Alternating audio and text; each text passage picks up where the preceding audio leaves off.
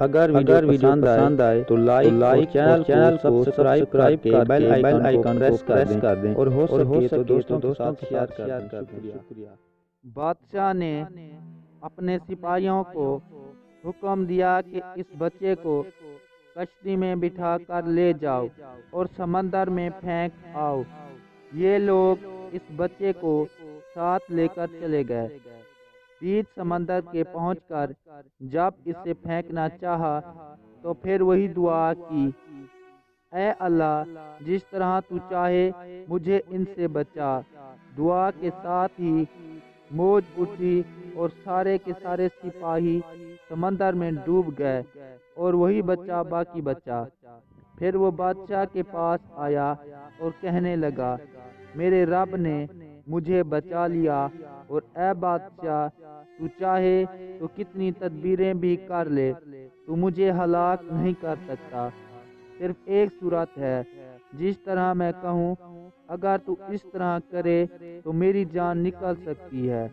اس بچے نے کہا کہ تمام لوگوں کو ایک میدان میں اکٹھا کرو اور پھر کھجور کے تنے پر مجھے سولی چڑھا اور میرے تیر کو میری کمان پر چڑھاؤ، اور بسم اللہ یعنی اللہ کے نام سے جو اس بچے کا رب ہے پڑھ کر تیر میری طرف پھینک، وہ مجھے لگے گا اور میں مر جاؤں گا۔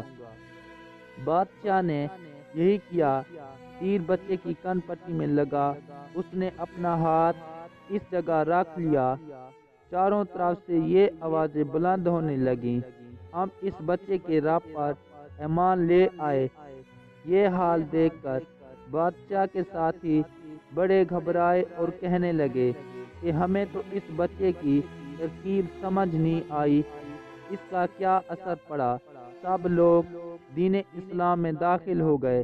ہم نے تو اسے اس لیے قتل کیا تھا کہ کہیں اس کا مہذب پھیل نہ جائے، لیکن جو ڈر تھا سامنے آ ہی گیا اور سب مسلمان ہو گئے۔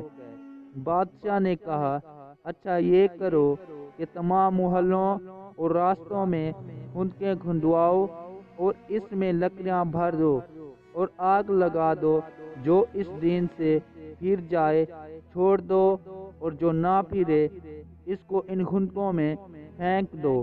مسلمانوں نے صبر اور سہارے کے ساتھ آگ میں جلنا منظور کیا اور اس میں کودنے لگے۔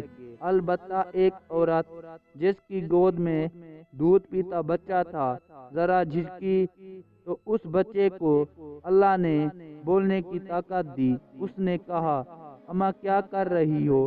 تم تو حق پر ہو، صبر کرو اور اس میں کود پڑو۔